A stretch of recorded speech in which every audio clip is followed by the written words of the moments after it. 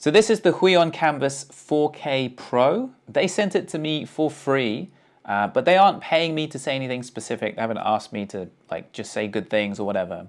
So here's my review. The most important thing to me is, can I draw on it, right? And in order for me to be able to draw on it, I want to be able to make big swooping lines where the pressure sensitivity feels really good, and I can make these kind of tapering marks so that I can have, I like to do these kind of gestural drawings, and I always found actually that I couldn't do them very effectively on the iPad because it's too small, and I can't do these big motions of my arm. I would be using my fingers to move the pencil basically. On here, because it's just bigger, and because I've put it on this arm thing, so I can get it in just the right position to be ergonomic for that kind of movement of my arm, I can draw like that, which is really cool because there are some things that I want to do digital, like there's certain types of painting and stuff like this one that I want to do digital, but I've always struggled with the drawing. So I'd often actually draw on paper, take a picture of it and put that over to the iPad and then start painting.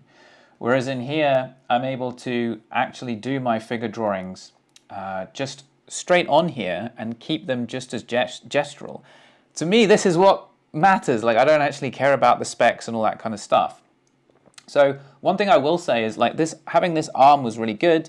It's got an inbuilt stand, and that does put it at quite a nice angle, and I could draw really well with just the inbuilt stand. But then I can't use it as a second monitor, and it's not quite the right angle that I love, so I got this Ergotron arm to go with it. They did send me this arm, but this is a monitor arm, and it holds it way too high, and my arm would get tired up here, so that wasn't really working for me. So I got this arm instead. I recommend this one rather than this one for this use case. In terms of, painting, yeah, it's been a real joy because the screen is good and the pen is really responsive. Definitely take time to adjust the settings. Some of the settings are on the actual tablet, so you hold down the power button to access those, fiddle around with those. I didn't even know what I was doing. I just tried everything until it looked right. One thing was, on the Mac, I had to turn off this option on the canvas display called high dynamic range. I had to turn that off to make it look right. It was really weird with that on.